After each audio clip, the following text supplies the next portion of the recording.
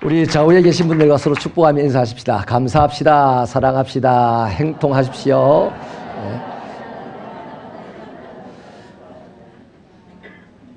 여러분 잘 되기를 바랍니다. 세상이 많이 흉흉하지 않습니까? 흉흉하고 어렵고 이럴 때 모든 국민들의 얼굴이 찌푸러져 있고 입이 한쪽으로 비틀어져 가는 것 같습니다.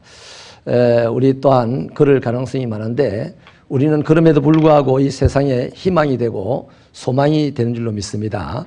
우리 안에 있는 예수님은 세상이 아무렇게나 돌아가도 얼굴이 찌푸러지지 않고 그들을 살릴 희망을 더욱 불태우는 줄로 믿습니다. 우리 새빛교회 성도들이 주님을 닮은 성도들이 되기를 축원합니다. 예수 만나면 사람이 달라지게 되어 있습니다. 그 사람의 성격이 어떻든지 삶의 방식이 어떻든지 예수님을 만나기만 하면 무조건 달라지게 되어 있습니다. 불황무식한 베드로가 예수를 만나서 BC 1세기에 그 시대 유대인을 다스리는 최고의 지도자가 되었습니다. 바울이라는 사람은 그리스도인들을 핍박하여 살해하는 데 앞장섰던 사람입니다만은 예수를 만난 후에 세계 역사를 뒤집어 놓고 지금까지 세계 역사를 주장하는 그런 위대한 영웅이 되어 있습니다.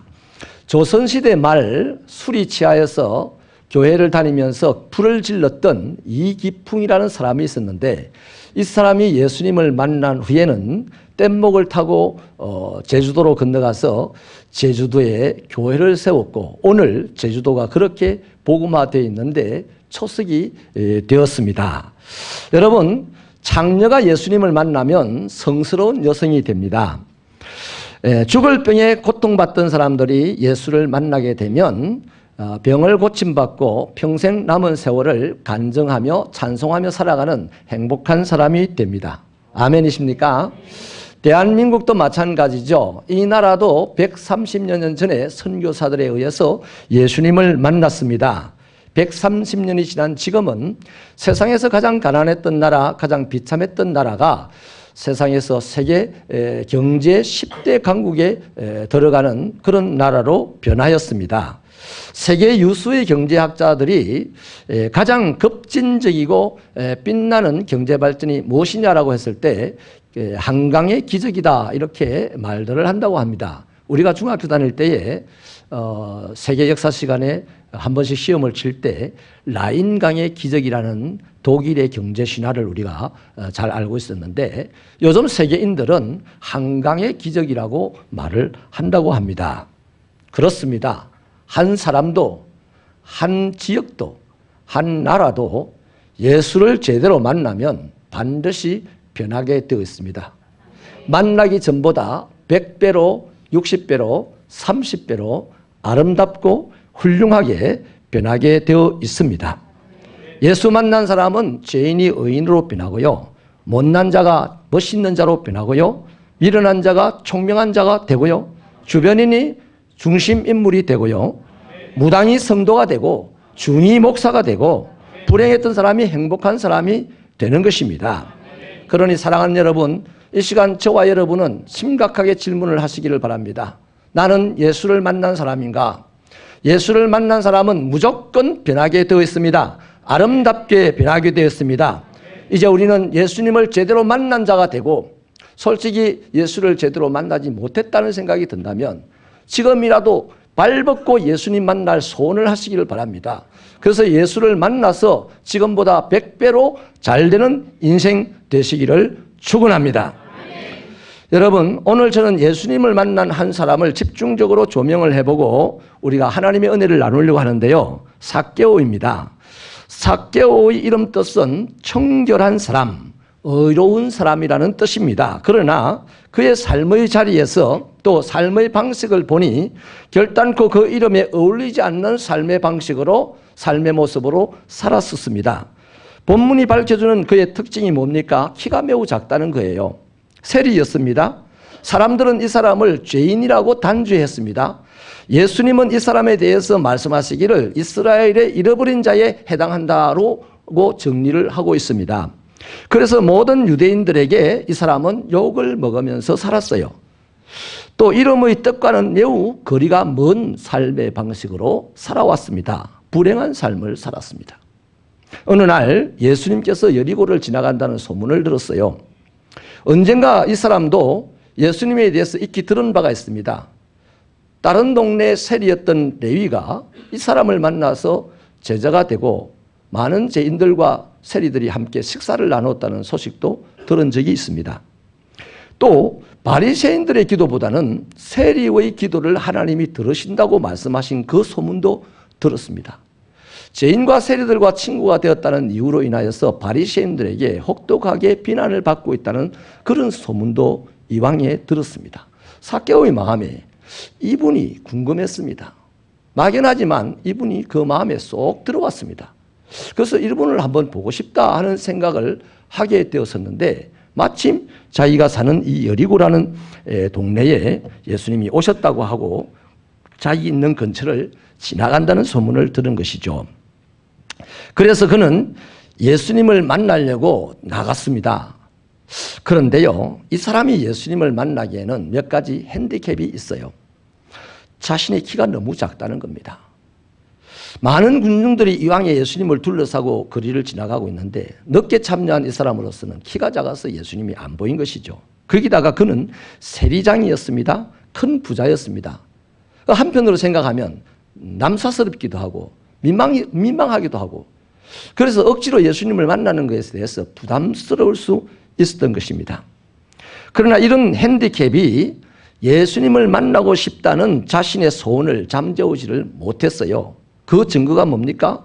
그는 예수님이 지나가시는 길 저 앞편으로 보니까 돌무화과 나무가 한 그루가 서 있는 것을 보았고 그리로 달려가서 그 나무를 타고 올라갔습니다.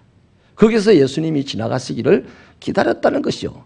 그러니까 이 삭개오의 마음에는 예수님을 볼만하면 보고 보기가 어려우면 다음에 보고 뭐 이런 것이 아닙니다. 오늘 당장 예수님을 만나야 한다는 뜨거운 마음의 소원이 있었다는 것이지요. 그래서 그는 자신의 체면과 지위, 유대인들과의 관계, 욕을 먹을 것이다 하는 두려움 전혀 개의치 않고 나무에 올라갔고 이었고 예수님은 나무 가까이로 지나가시는 겁니다. 나무 이파리 뒤에 숨어서 예수님을 잘 볼 수가 있었습니다. 그런데 예수께서 가시던 길을 가지 않고 나무 밑으로 오시는 거예요. 멈추어 서서 올려다 보십니다. 이 순간 삭개오는 바짝 긴장했을 것입니다. 숨을 죽여야 했을 것입니다. 그러나 예수님은 삭개오의 이름을 부릅니다. 우리 5절 같이 한번 읽어볼까요? 힘차게 읽어주십시오. 시작.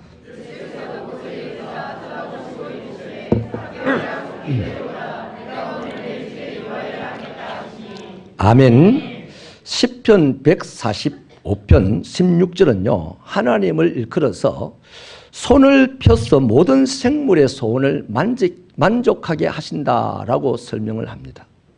그러니 하나님은 손을 펴서 모든 생물의 소원도 만족하게 하시는데 당신의 형상을 따라 지음을 받은 사람의 소원을 왜 만족시켜 주지 않겠습니까?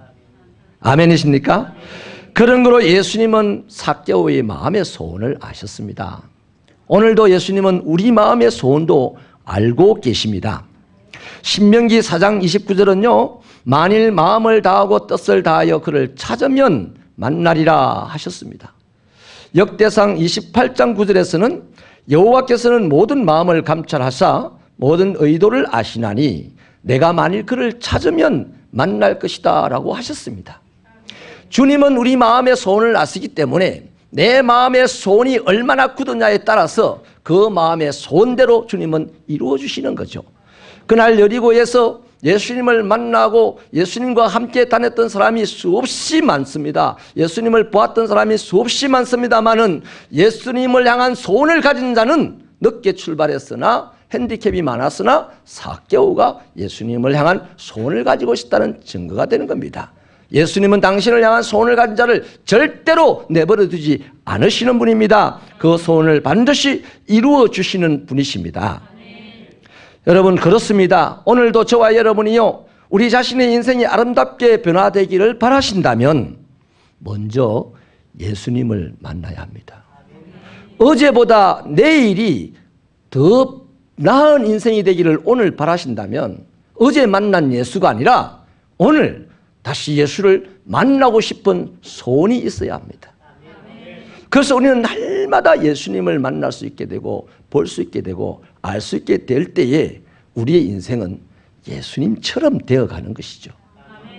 아멘이십니까? 여러분, 책을 읽어도요, 한 번 읽고 책 내용을 다 압니까? 10번, 20번 읽어야 내용을 알 수 있게 되고 많이 읽을수록 그 내용을 소상하게 알지 않습니까?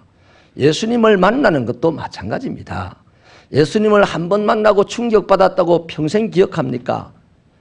기억이나 할 수 있겠지요. 그러나 예수님처럼 살아갈 수 있습니까? 택도 없는 얘기입니다. 예수님을 자꾸 만나다 보면 우리는 나도 모르는 사이, 의식적인 게 아니죠. 나도 모르는 사이에 예수님처럼 살아가는 것이 바로 아름다운 하나님의 나라인 줄로 믿습니다. 그래서 여러분, 예수님을 만나고 싶은 소원을 가지고 주님을 찾으시기를 주님의 이름으로 축원합니다. 주님을 사모하면 주님은 반드시 만나 주십니다.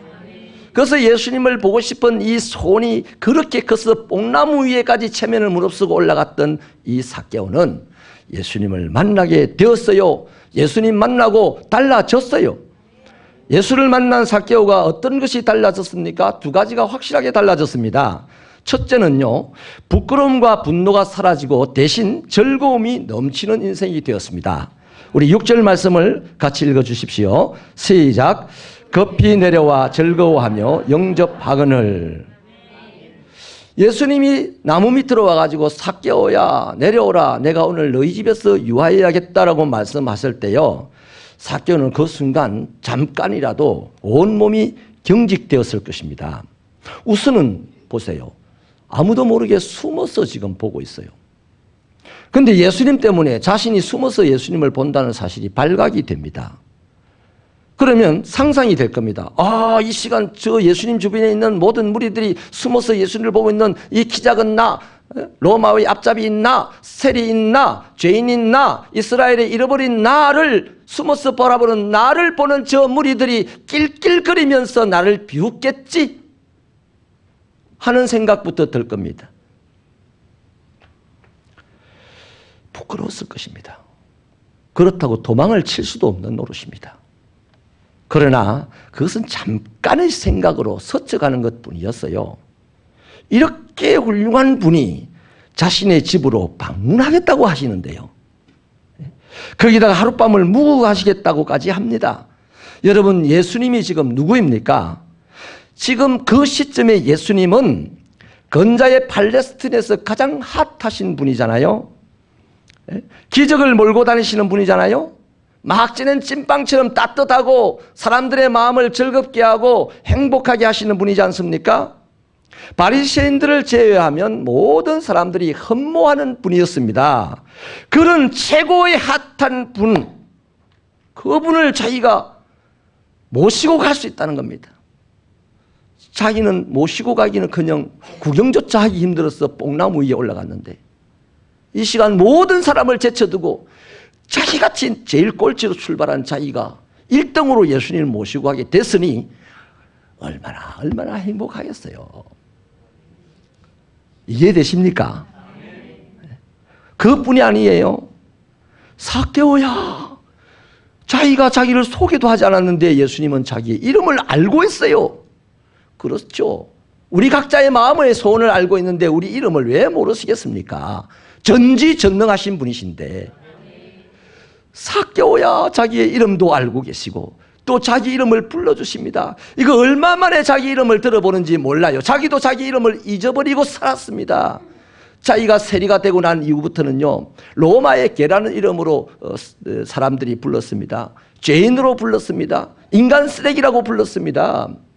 그리고 아무도 삭개오라고 불러주지 않았습니다. 어려운 사람, 청결한 사람이라고 불러주지 않았는데 오늘 자기 자신도 어렵지 못하고 청결하지도 못하고 자기 이름도 잊어버린 채 숨겨두고 살았는데 그 가슴 깊이 숨겨져 있던 진짜 자신의 정체, 자신의 이름을 하나님 주님이 삭개오야 하고 불러주신 겁니다. 이거는 자신이 다시 태어나는 즐거움이었습니다. 이해되시면 아멘입니다. 삭개오는요 너무 감격하고 감격했습니다. 그래서 모든 부끄러움을 집어던지고 내려온 것이죠. 삭개오는 예수님을 모시고요 이제 자기 집으로 향하여 가지 않습니까? 주님과 어깨를 나란히 하고 걸어가고 있습니다. 이게 꿈인지 생신지 분간도 되지 않습니다. 마치 구름 위를 걷는 기분이었을 것입니다. 지나가는데 몇 사람이요 눈을 흘기면서 이런 말을 합니다.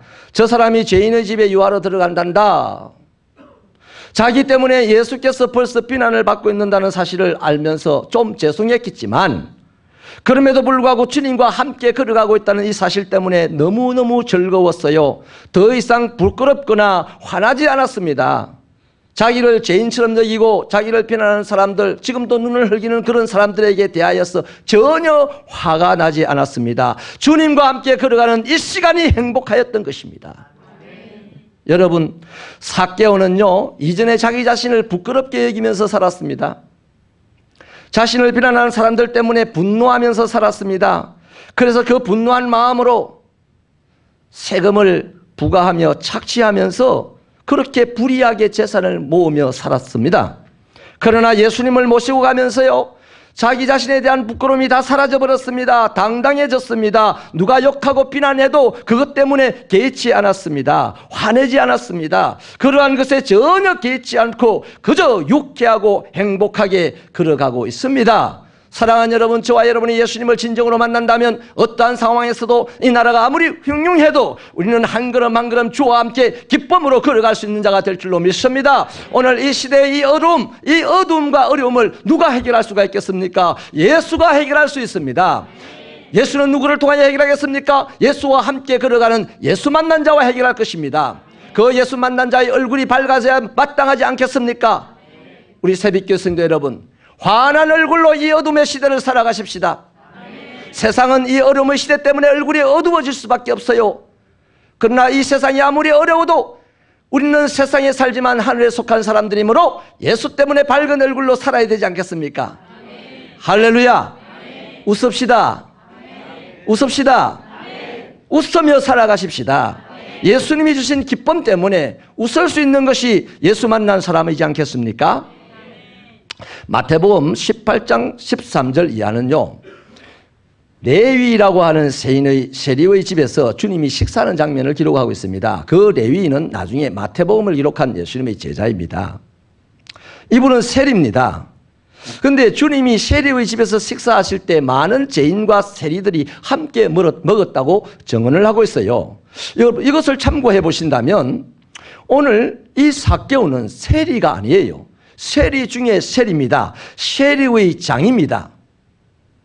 그러니까요 여리고의 세리의 장이라면 오늘 우리 시대를 치면요 부산시 세무서 서장쯤 됩니다. 여리고가 팔레스타인에 그때 가장 경제적으로 활성화되어 있던 도시예요. 경제 규모가 컸던 도시이기 때문에 세관도 가장 컸습니다. 그 세관의 장이었단 말이에요. 그러니까 세리 레위의 집에서 식사를 해도 많은 죄인들과 세리들이 참여를 했다면 세리의 장, 세무서 서장의 집에서 식사를 한다면 더 많은 사람, 더 많은 죄인, 더 많은 세리들이 참여할 것은 틀림이 없지 않겠습니까? 아멘이십니까?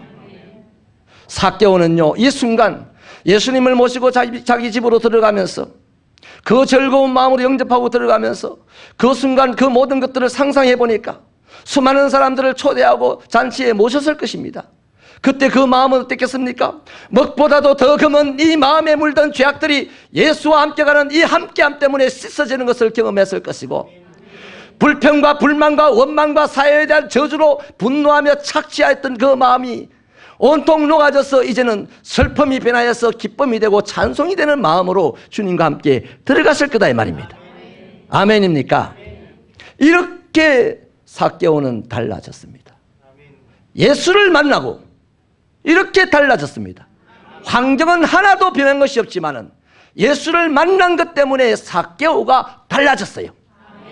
슬픔으로 인생을 살고 외로움과 두려움으로 인생을 살고 분노와 착취로 인생을 살 수밖에 없는 이 삭개오가 예수님을 만난 것을 기념으로 완전히 달라졌어요. 기쁨으로 사는 사람으로 달라졌단 말이에요.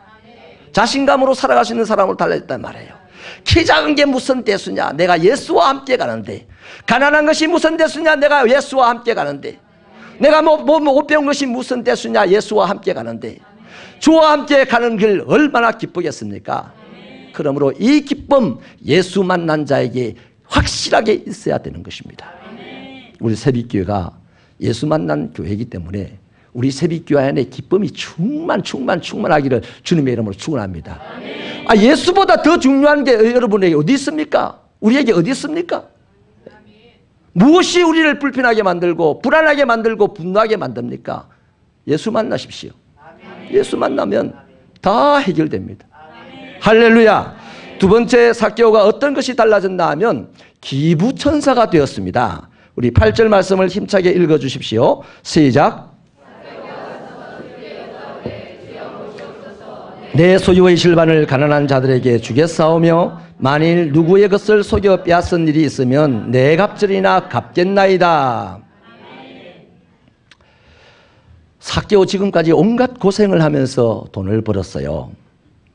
원래 삭개오가 유대인들이 세리가 되는 것은요, 아무도 세리가 되고 싶어 하지는 않습니다. 부모를 잘못 만나서 너무 가난하거나 너무 억울한 일이 많거나 그래서 유대인들 틈바구니에서 도무지 살아갈 수 없다고 버림받은 사람들이 살기 위해서 로마의 진영에 찾아가서 로마의 앞잡이 노릇을 하게 되는 겁니다. 거기서 좀 더 열심을 하고 좀 더 똑똑하면 로마가 네 세금을 받는 사람이 되어라 하고서 유대인을 착취하는 도구로 썼던 것이죠. 자기가 세리가 되고 싶어서 세리가 된 유대인은 한 명도 없습니다. 그런데 자주 동족이 자신을 미워하는 것 때문에 분노가 일어납니다. 내가 세리되고 싶어서 세리됐나? 분노가 일어납니다. 그 분노 일환에서 오히려 갚아주는 것이 뭡니까? 착취를 하고 세금을 자기 동족에게 더 많이 매기게 됩니다. 그래서 이 사람의 삶의 방식은 돈이 전부였습니다. 민족을 팔아서 돈을 모았고 양심을 팔아서 돈을 얻었고 인격을 팔아서 돈을 얻었습니다. 대신에 모든 즐거움을 잃어버렸습니다. 인간적인 대접도 시간이 지날수록 잃어갑니다. 내일의 소망도 시간이 흐를수록 더 잃어버리게 된 것이죠. 이제 예수님을 만난 후 예수님을 자기 집으로 영접해 보니까 이전에는요 돈 보따리를 들고 들어가지고 다 놓고 들어 누웠는데도요 왠지 휑한 집이 추워요. 사람이 그리운데 사람이 없어요. 돈은 있는데 사람이 없어요. 돈은 있는데 쓸 데가 없어요. 누구 한 사람도 당신하고 밥 안 먹어 이럽니다. 그런데 오늘 예수님을 모시고 들어가니까 이게 중요한 게 무엇인지 깨달아졌습니다. 이 돈이 중요한 것이 아니고 사람이 중요한 것이구나. 하루를 살아도 1년을 살아도 사람들 가운데서 의미 있는 삶을 살다가 인생을 마치는 것이 중요한 것이구나.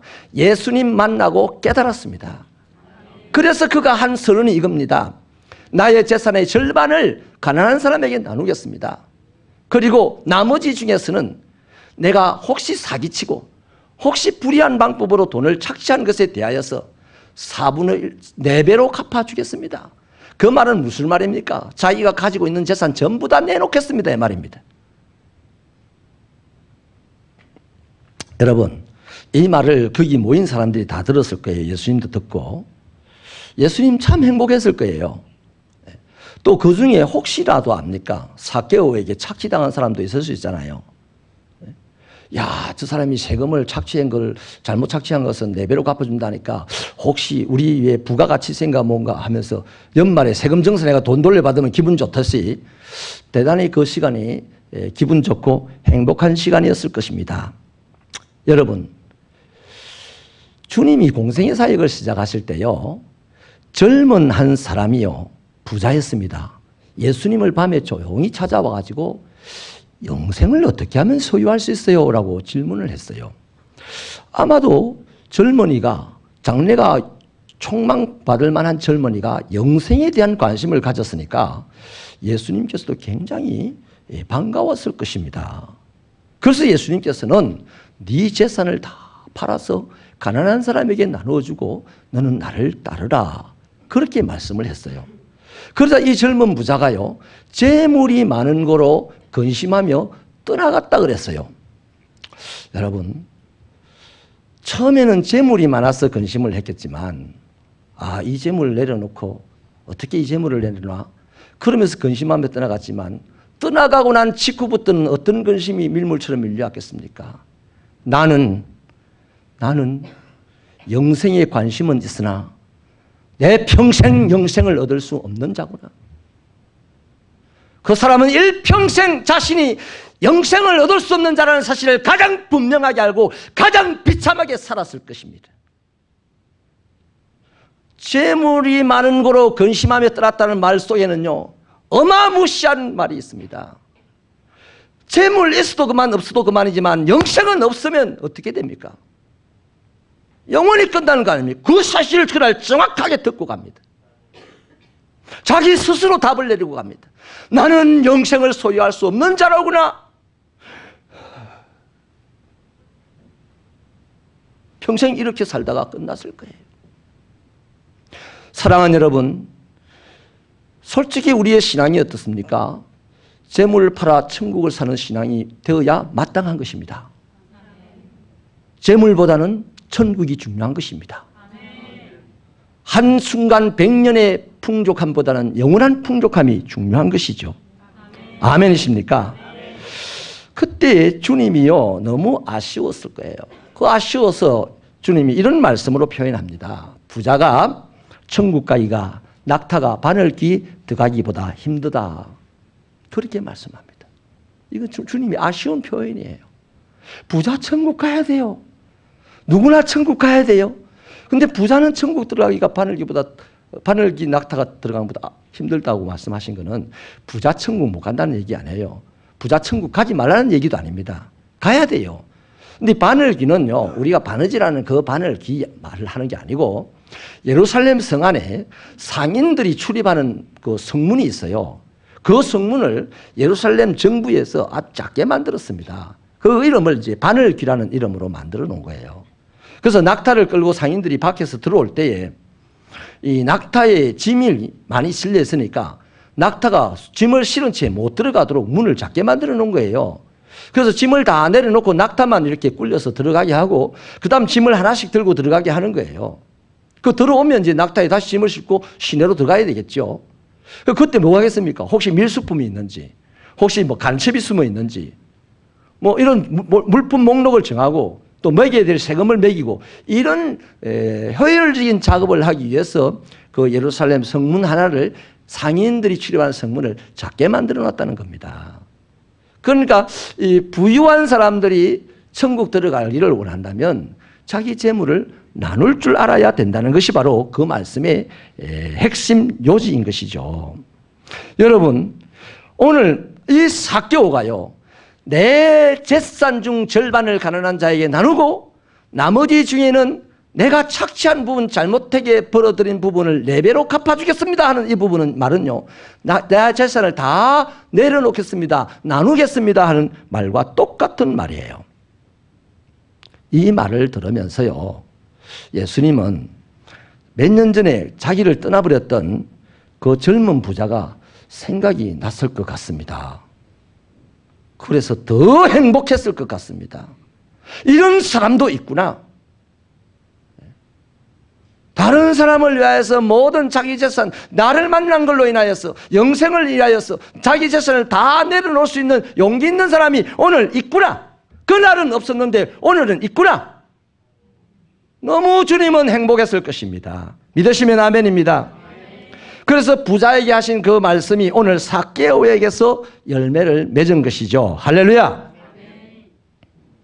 그래서 예수님은 행복한 마음으로 마음껏 축복을 해주죠.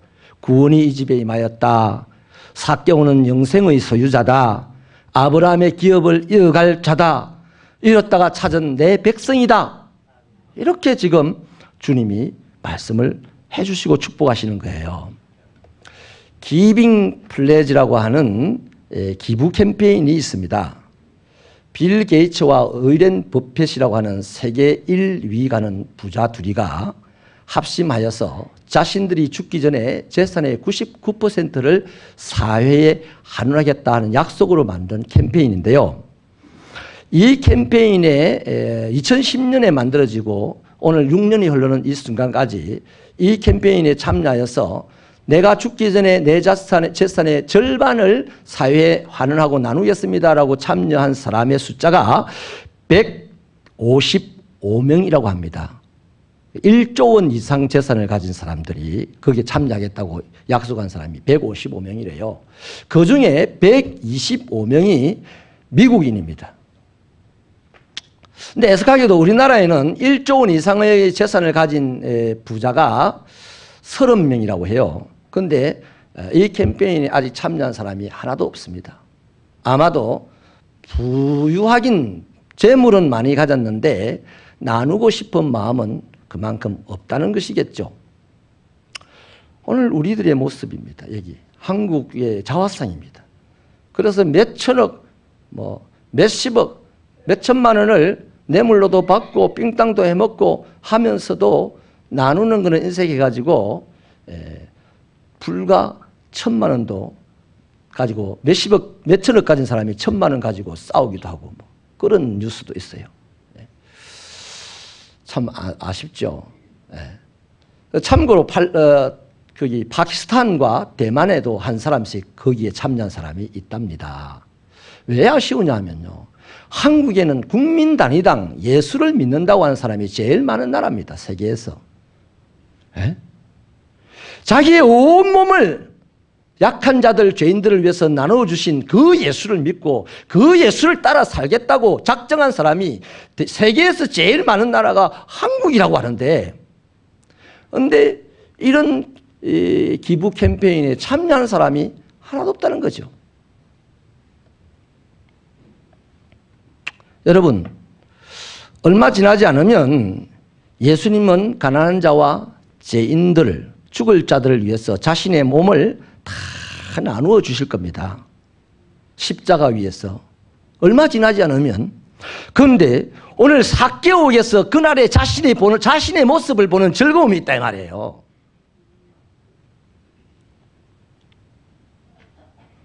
오늘은요, 우리가, 주님은 지금도 오늘 이 시대를 살아가는 교회, 이 시대를 살아가는 그리스도인들이 자기 것을 나누려고 하는 그 모습을 보면서 십자가에서 오버랩해서 보기를 원하시는 분이다 이 말입니다. 내가 십자가에서 온 세상을 위하여 약한 자를 위해 다 나누어 줬던 것처럼 나를 따르는 너희들도 오늘 너희들의 것을 나눈다면 내가 십자가에서 나눈 것과 동일하게 보인다. 그 닮은 점 때문에 오늘 기뻐하시고 축복하시고 영생이 너의 것이다. 구원이 너의 것이다. 너가 아브라함의 기업을 물을 자다. 너는 이스라엘 내 백성이다라고 말씀할 거다 이 말이에요. 아멘이십니까? 잠언 11장 25절은요. 구제를 좋아하는 자는 풍족하여질 것이고 남을 윤택하게 만드는 사람은 자기가 윤택하게 될 것이다. 이렇게 말씀을 하셨어요. 그러니까 성경은 돈 많은 사람을 부자라고 하는 게 아니고 나누는 사람을 부자라고 하는 것입니다. 저와 여러분은 어찌 보면 이런 차원에서 저는 참 행복해요. 우리는 참 연약한 교회입니다. 부족한 것이 너무나 많습니다. 우리의 앞가림도 하기가 쉽지 않고 버거운 교회입니다. 그리고 지방 변두리에서 조그맣게 생활하는 그런 교회입니다. 그런데 우리는 주님의 뜻을 본받았어. 따라서 우리의 것을 쪼개고 나누어서 세계에 교회 없는 곳에 교회를 세워주자는 비전을 갖게 되고 또 선교사를 어느덧 단독으로도 파송할 수 있는 데까지 우리가 능력이 있어서 파송하는 게 아니잖아요. 하나님이 감동을 주셨고 오늘 수없이 오래전부터 우리 교회는 선교의 문이 활짝 열려있는 교회였습니다. 아멘이십니까? 그것들이 에너지가 되고 힘이 되어서 오늘 열악한 환경 속에서도 적은 규모임에도 불구하고 교회가 없는 곳에 교회를 세울 수 있는 힘을 발휘하고 선교사를 단독으로 파송할 수 있는 데까지 이르렀으니 오늘 주님은 십자가 위에서 우리를 보시면서 네가 십자가 위에 있는 나에게 오버랩 되어 오는구나 라고 축복하실 줄로 믿으시면 아멘입니다. 주님은 기부천사입니다. 당신의 온몸을 살과 피를 우리를 위하여 기부하셨어요.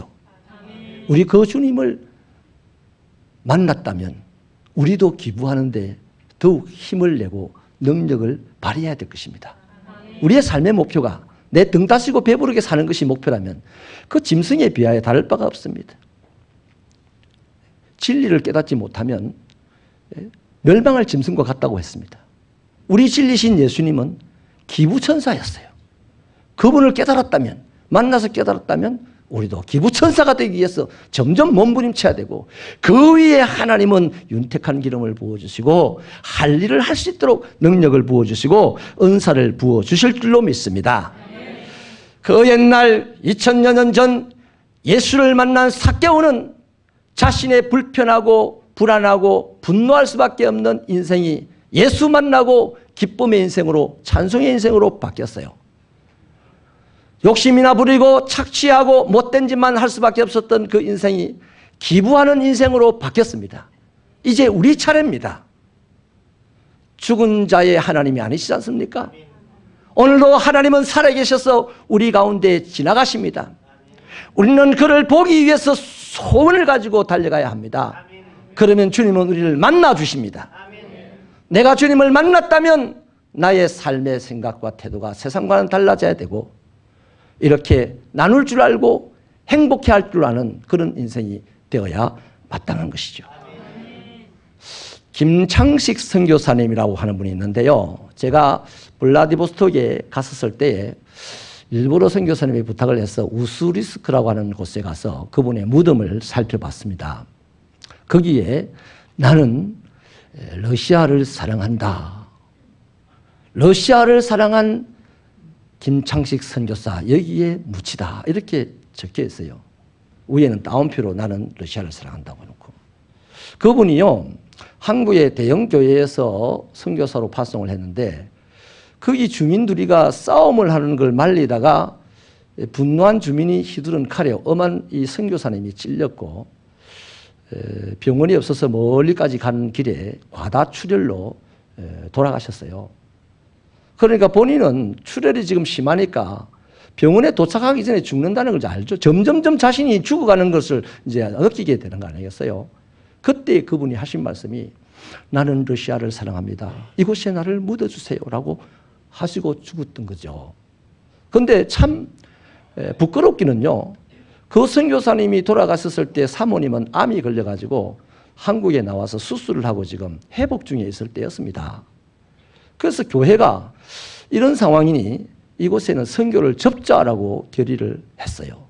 그 소식을 들은 선교사님의 부인이 암을 회복하고 있는 중에 그것을 치료를 포기하고 우스리스크로 들어갑니다. 들어가셔서 사역을 쭉 하다가 몇 년 전에 돌아가셨어요. 그러면 끝이 났을까요? 아닙니다. 최근에는 그 아들이 장신대 신대원에 입학을 해서 우리 아버지 우리 어머니가 섬겼던 그곳을 나는 섬길 거예요 하면서 신대원에 입학을 했습니다. 자, 이 집안 사람들을